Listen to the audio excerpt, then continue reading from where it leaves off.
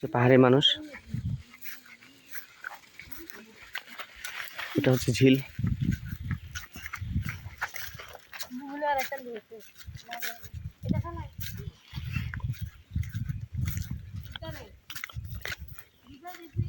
এখান থেকে মাছ ধরে নিয়ে গেছি আমরা কিছুদিন আগে।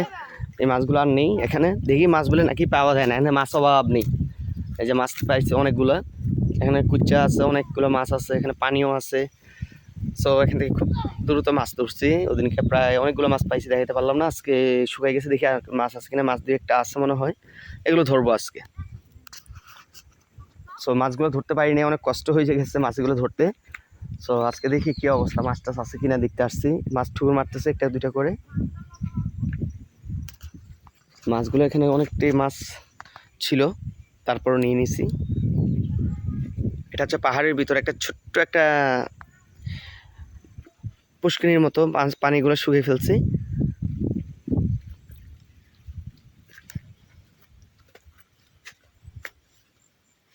এই যে পাহাড়ি অঞ্চলে কত সুন্দর সুন্দর ফুল উঠে আছে, তারপরও এই ফুলগুলা যেমন দেখতে খুব ভালো লাগে আমাদের।